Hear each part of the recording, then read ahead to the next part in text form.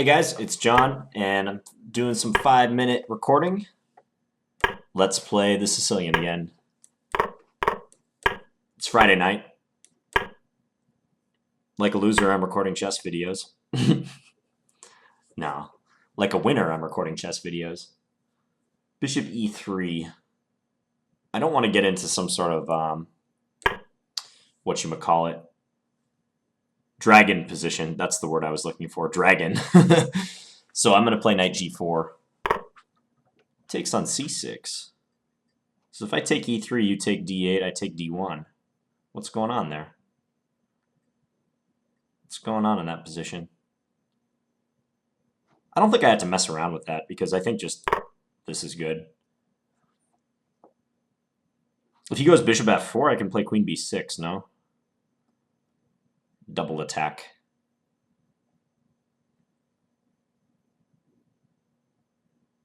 Yeah, I don't think bishop e3 is a good move against the Classical Sicilian.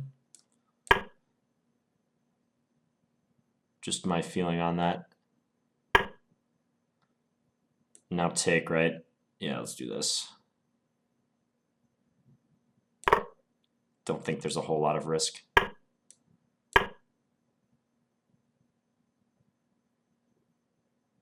He'll likely kick me back. h3 or f3. No, he does not. Well, now I might take the opportunity to improve my queen.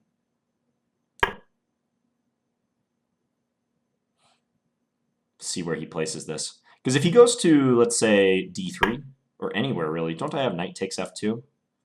Okay, now I'm getting into potentially greedy territory. Knight takes f2. Knight a4? Would that be a problem? Huh. Yeah, potentially greedy territory. What about just bishop a6? That's got to be a good move, right? Just prevent him from castling. Hope my queen's not running out of squares. I'm just thinking about that knight a4 move. So knight takes f2, knight a4, knight takes e4, knight takes c5, knight takes d2.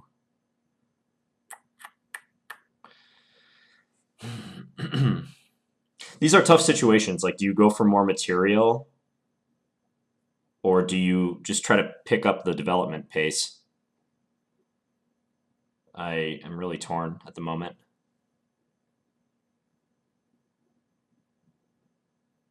My queen is awkward. I'm going to go e5. That knight a4 move keeps creeping in my head. So if he goes bishop g5 or bishop g3, I think I might even play queen d4. Not yet. Let's just go here first. There's no need to play that move immediately. Let's just castle. Take it easy.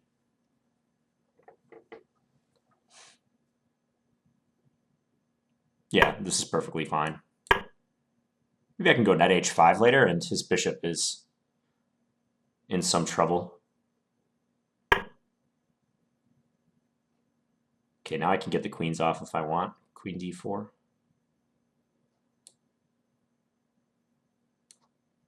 Again, I don't think it's necessary yet. Well, he might play f4, so let's just do this.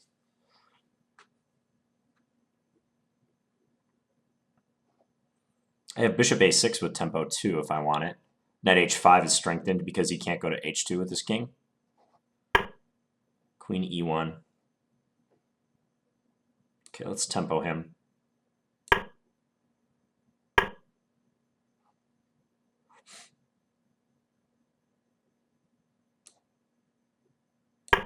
Let's go here.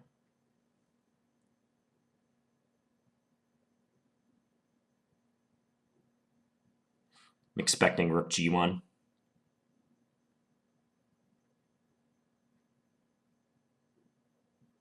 I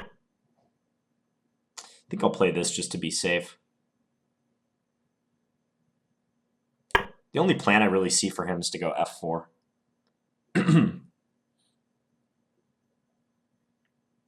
So let's see if he does that.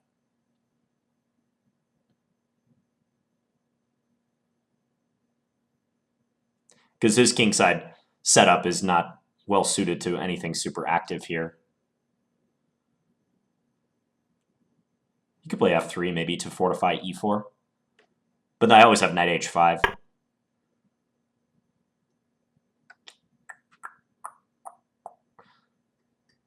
Okay. Let's just play simple.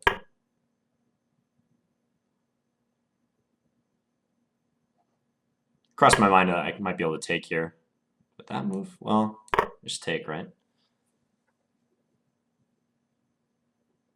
think he's losing a piece.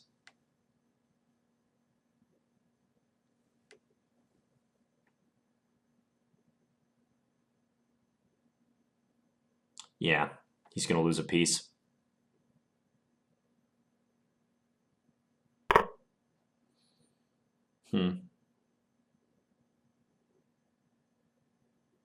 Let's just keep it simple.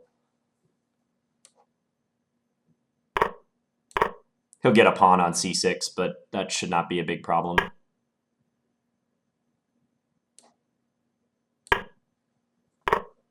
We've got that under control.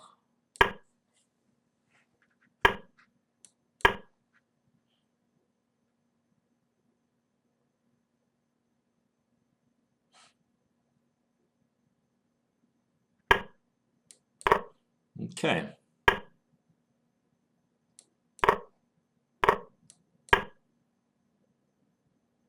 Now, as they say, the rest is a matter of technique. Let's put our bishop on this lovely diagonal. Okay, I don't know why I did that move, but okay, let's go here. I'm giving him a pass d pawn for some reason.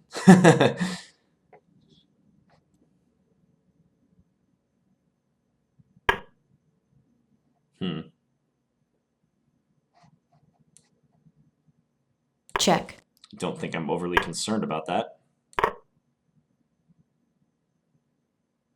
Bishop b6 check is in the air.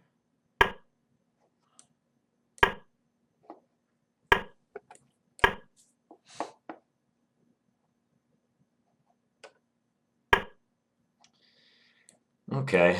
All right, let's just do that. Keep it simple.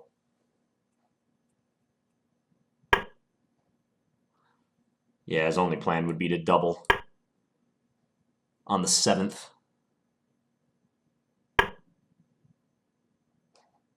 I'll just go rook f2. And then advance my e-pawn.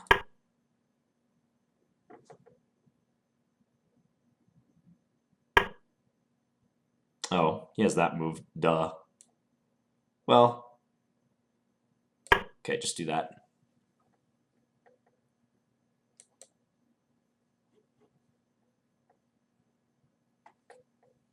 This game is dragging on for a while.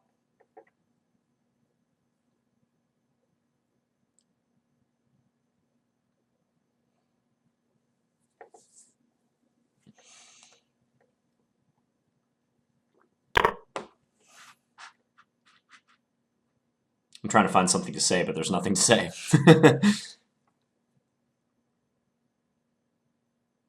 Check. So one thing I'm trying to do in these videos is like, I feel like there's a tendency to try to talk too much about the position rather than just play it. Check. So if I don't see anything relevant, I probably just won't talk. You guys will just have to deal with it. But you guys are awesome, so that's not a problem. Check. He still doesn't want to resign. I mean, it doesn't bother me too much, it's just kind of like waste of time. I guess I'll do the old lawnmower checkmate. If I was Nakamura, I'd get him into the mating position one move before mate, then offer the quick draw and then resign. Or then checkmate him before he can hit draw. And he like rematched me immediately. Nah. Sorry, Rafat. Well, I hope you guys enjoyed that video. I'm going to take a quick look at it from the beginning. So bishop e3. I speculated that this might not be that good of a move. I think e5 is also good here for black. But knight g4 just seems testing. And then he took here. I took there. So I was wondering about the knight takes e3 reply, if that was legitimate for me. Like knight takes e3, knight takes d8, knight takes here. I just didn't really want to calculate it because it's a 3-minute game, and I mean it's marginal. It's probably a marginal question whether this is even better than the game continuation.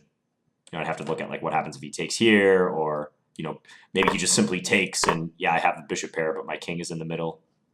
It's not that huge of an advantage for black. So I'm happy with what I did, just recapturing and then playing queen to b6. Taking the pawn on b2. I don't think he's quite developed enough for this to be a true poisoned pawn, where I'm giving him massive compensation. Here I am curious if I could have played knight takes f2. Oh, actually, okay, I think I see a much simpler refutation of knight takes f2. In the game, so the idea is to try to deflect his queen, right? Like if he takes here, I can take on c3 with check. In the game, I was pondering knight a4 when my queen can't stay anywhere on the diagonal to defend the knight. And I was wondering about this desperado again, like what happens in this case. Probably that's fine for black, but I think he can just play bishop e3. It's much simpler. Yeah, that just refutes knight takes f2. Just confirm for a second. Yeah, bishop e3. So I think it's good that I played the e5 move that I did in the game. And then just developed. This play around here was a little surprising. I think if he's going to move his king, which is maybe not a bad idea, so he can free up his f-pawn, he should play king h1. Then his bishop has a square to retreat to later on, if it ever gets harassed with knight h5. Queen d4. Yeah, so when I played queen b4, I just had to be aware of the fact that he has this knight d5 resource if he wants it. But as long as I have knight takes knight in the works defending my queen, that's fine. So he went rook g1 to get his rook out of the way. I went here. This is a useful move in a lot of Sicilian positions, rook fe8. Like sometimes it ends up just looking like a mysterious move. I played it on general grounds just to have my bishop defended. Not good to have loose pieces. I try to hammer that into my students' head all the time. Like Jonathan Rowson's, the chess author Jonathan Rowson, chess author and grandmaster, he has an acronym he uses for these situations, LPDO. It stands for loose pieces drop off. It's just kind of a mantra you can tell yourself, especially if you feel you're playing a little bit too loosely in your games. LPDO, loose pieces drop off. Loose pieces are the genesis of so many combinations in chess. So good players develop this sense of danger, really, where they can scan a position and instantly pick out the loose or weak pieces. And if you guys are just making your way in chess right now, that's one thing that you can improve upon and will do you a lot of good at every single rating level. So always having an accounting, always in the back of your head, knowing where the loose pieces are in the position for both you and your opponent. That's important. So he played bishop here, then I just doubled up. I mean, he can do the knight d5 idea. He just has to take on f6 first and then do it. That didn't bother me so much because after here, check, we're just doing trades and I'm still up a pawn. Probably at this point, I'd want to try to enforce the d5 pawn break, which might take some coaxing.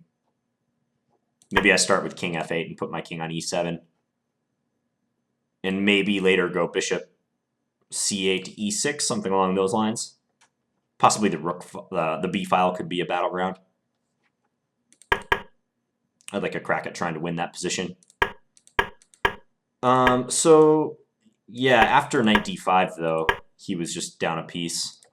Knight takes knight.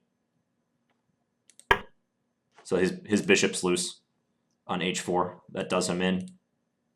Yeah, knight takes knight, over. Even with best play, little surprised it's not that huge of an advantage. I mean, I am up a pawn, and I think I have a nice position, but engine is not that impressed by my by my game here. Take, take. Don't know what white really does, though. Okay, so I guess that line we were looking at is the engine's preferred Check. choice. This position. And king f8. Okay. All right, well, we're going into the weekend, so I hope you guys have a good one. And please leave me any feedback in the comments as usual. And thanks for watching, guys. Really appreciate it. See you guys later.